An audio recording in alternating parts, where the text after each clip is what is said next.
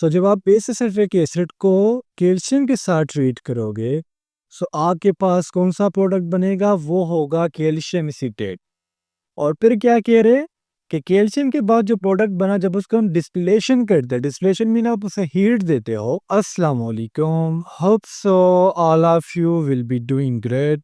Students, आज की इस वीडियो में इंशाल्लाह हम एफएनएस केमिस्ट्री टेस्ट प्रिपरेशन 2025 के पार्ट नंबर 3 को डिटेल से कवर करेंगे। और स्टूडेंट्स, जिस तरह आपको पता है कि हमने केमिस्ट्री का अल्डिहाइड और कीटोन का जो चैप्टर है वो स्टार्ट किया हुआ है। सो ये इन इंस्क्यूज का लास्ट पार्ट होगा। इसके बाद हम कार्बोक्सिलिक एसिड के ऊपर वीडियोस बनाएंगे। सो चले आइए अपने वीडियो को स्टार्ट करें। स्टूडेंट, एमसीक्यूज नंबर फर्स्ट समझाने से पहले आपके साथ एक छोटी सी बात शेयर करना चाहूंगा, जो मेरे ख्याल से आपकी ज़िंदगी को चेंज कर देगा। बाज़ औक़ात हम अल्लाह ताला की बहुत ज़्यादा नाशुक्रे होते हैं। हमें जब कोई कहते हैं कैसे हो, तो हम उसे डायरेक्टली कहते हैं बस ज़िंदगी है, गुजर रही है।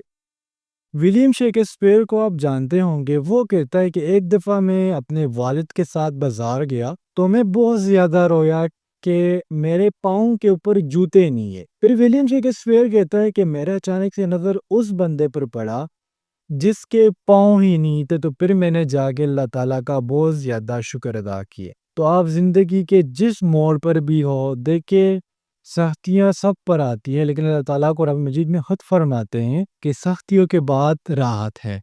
सो हमेशा अल्लाह ताला का शुक्र अदा किया करे। अब हम फर्स्ट नंबर एमसीक्यूज को देखते हैं। When aldehyde react with tolerant reagent. So students, Tollens reagent को हम एल्डिहाइड के साथ क्यों ट्रीट करते हैं, क्यों रिएक्ट करवाते हैं? ताकि हमें एक सोल्यूशन के अंदर पता लगे कि आया इस सोल्यूशन के अंदर एल्डिहाइड है या फिर नहीं है। और फिर हमने ये देखा था कि एल्डिहाइड के लिए हम डिफरेंट टेस्ट जो है वो यूज करते हैं, जिसमें हमने टोलेंट टेस्ट, बेनेडिक्ट टेस्ट और फिलिंग सोल्यूशन टेस्ट को डिस्कस किया था। अब जब भी एल्डिहाइड को टोलन रिएजेंट के साथ रिएक्ट करते हैं, तो हमारे पास जो एजी आयंस होते हैं ये हमारे पास रिड्यूस्ड होते हैं। एजी आयंस मीन जो आपके सिल्वर आयंस होते हैं, ये रिड्यूस्ड हो जाते हैं। आप क्या करते हो, किसी भी एल्डिहाइड को आप उठाते हो RC double bond into H, ये मैं जस्ट आपको समझाने के लिए कर रहा हूँ। इसको जब आप सिल्वर मिरर रिएजेंट के साथ, I will repeat my word, silver mirror reagent. Silver mirror reagent क्या है? Ag+1, ठीक है, NH3N2OH, जिसे हम सिंपली सिल्वर अमोनियम हाइड्रोक्साइड कहते हैं। सो ये आपका क्या है? Silver mirror reagent. अगर आप एमसीक्यूज में पूछ लिया जाए which of the following is a silver mirror reagent, so आप क्या आंसर देंगे? Silver ammonium hydroxide. जब आप एल्डिहाइड को इसके साथ ट्रीट करते हो, सो आपके पास जो प्रोडक्ट बनेगा वो क्या होगा? RC double bond O into NH2 plus आपके पास एक वाटर मॉलिक्यूल रिलीज हो जाएगा, प्लस 2 मोल्स आपके पास सिल्वर के बन जाएंगे। और यहाँ पर सिल्वर जो है, इस पर सिर्फ पॉजिटिव चार्ज नजर आएगा।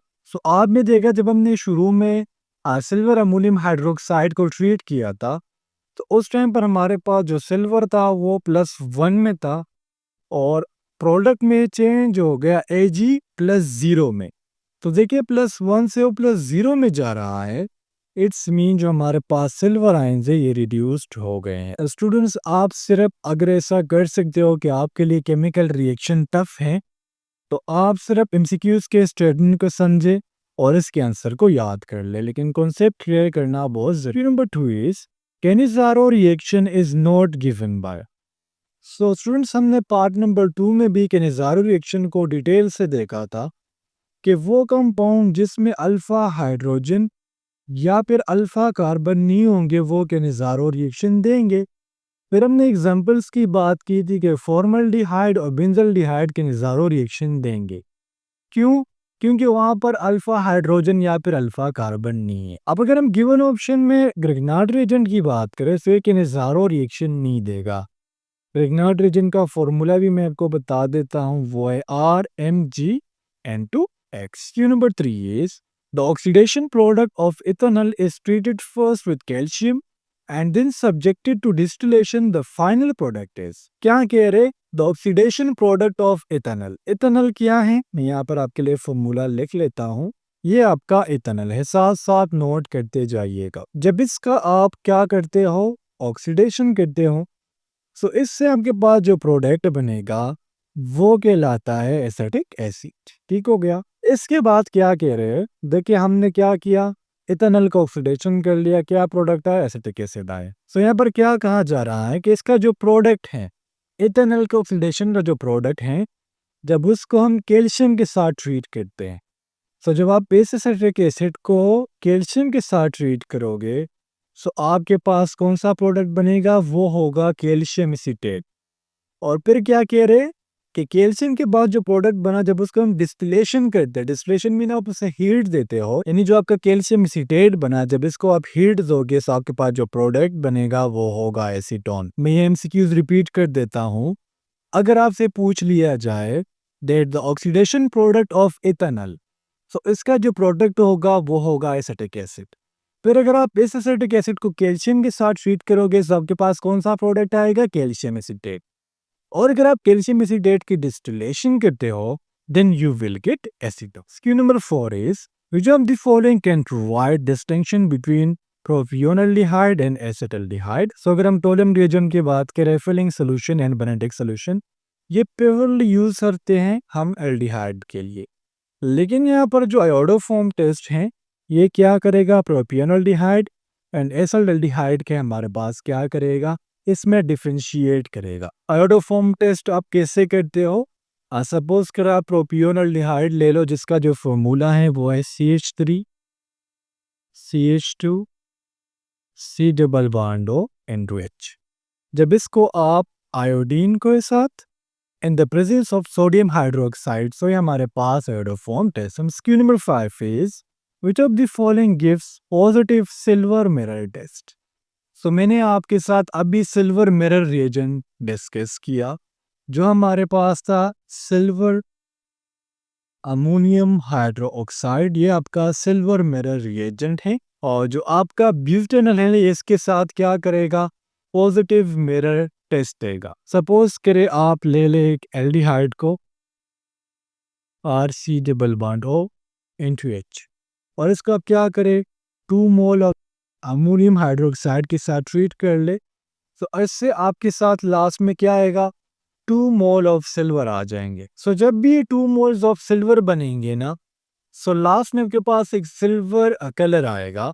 सो दैट्स वाई जो ब्यूटेनॉल है ना, ये आपको पॉजिटिव टेस्ट दे। Number 6 is which alkene on ozonolysis will give only acetaldehyde as a product. So ozonolysis अगर हम वर्ड पर फोकस करें, ओजोन्स इज इक्वल टू O3, यानी जो O3 है ये ओजोन है।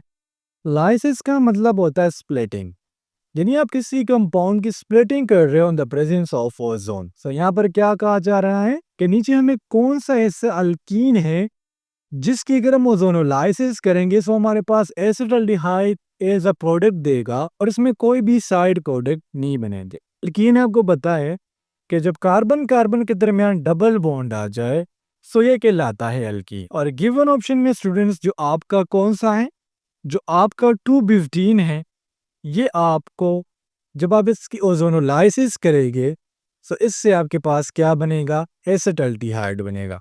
इसका रिएक्शन स्टूडेंट्स में आप इसलिए नहीं करवा रहा क्योंकि आप कंफ्यूज हो जाएंगे। जस्ट इसके स्टेटमेंट को याद कीजिएगा।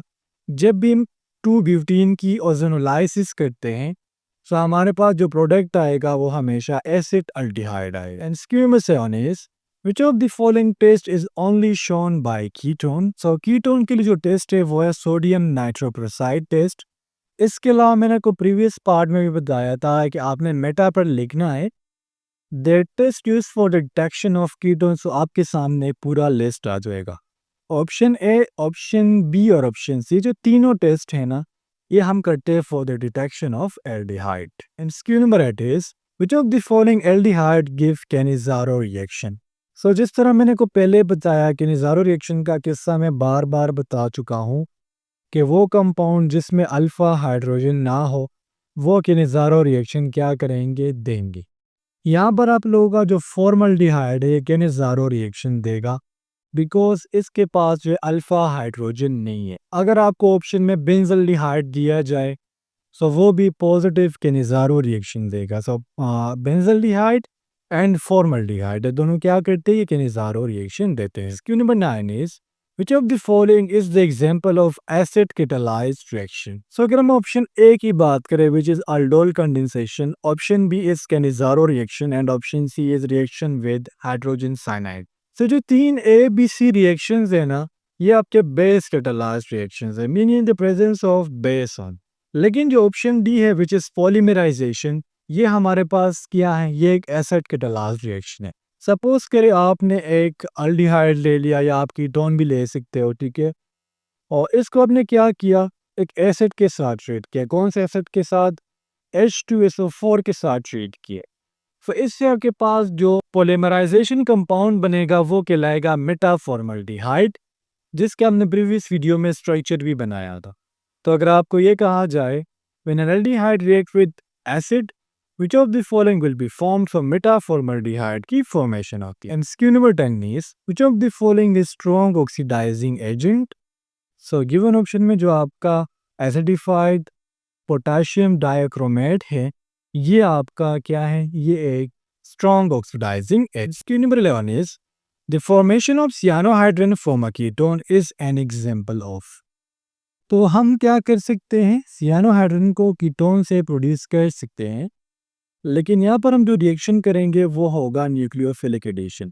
सपोज करें आप किसी कीटोन को लेंगे और इसको आप न्यूक्लियोफाइल के साथ ट्रीट करेंगे, तो आपके पास सियानोहाइड्रोजन की फॉर्मेशन होगी। And skill number 12 is when acetaldehyde is heated with Fehling solution it gives a red precipitate of. So students, ऐसा जरूरी नहीं कि एसिटाल्डिहाइड हो, कोई भी एल्डिहाइड को जब आप फिलिंग सॉल्यूशन के साथ ट्रीट करते हो सो लास्ट में आपके पास ब्रिक रेड कलर आएगा, जो इस बात का इंडिकेशन करता है कि इस कंपाउंड में इस सॉल्यूशन में एल्डिहाइड प्रेजेंट है। और ये जो रेड कलर मिलता है ना, ये होता है क्यूप्रस ऑक्साइड का। क्यूप्रस ऑक्साइड जो बन जाता है, सपोज करे आपने एल्डिहाइड ले लिया, इसको आपने फिलिंग सोल्यूशन के साथ ट्रीट किया, तो अगर आपके पास ब्रिक रेड कलर आ जाए तो ये इंडिकेशन करता है कि इसमें एल्डिहाइड है। और ये ब्रेक रेड क्यों होता है? क्योंकि इसमें क्यूप्रस ऑक्साइड बन जाता है। Number 13 is a plastic bakelite is a compound of, ये आपको दिया गया है फॉर्मल्डिहाइड, ठीक है, HCHO क्या है? ये आपका फॉर्मल्डिहाइड है, या सिंपली आप इसे एल्डिहाइड भी कह सकते हो। सो बेकलाइट क्या है? जब आप फॉर्मल्डिहाइड को फिनोल के साथ ट्रीट करते हो तो इससे आपके पास जो प्रोडक्ट आएगा वो होगा बेकलाइट। सो कहा जा रहा है कि plastic of bakelite is a compound of formaldehyde with phenol. So phenol और फॉर्मल्डिहाइड को जब भी आप ट्रीट करोगे सो जो रिजल्ट आएगा वो होगा bakelite. MCQ number 14 is methyl ketone are characterised through. So methyl ketone वो कंपाउंड्स होते हैं, वो कीटोन्स होते हैं जिसके आपको एक साइड पर एक मिथाइल ग्रुप नजर आएगा और इसको आप सेपरेट करते हो with the help of iodoform test, ठीक है।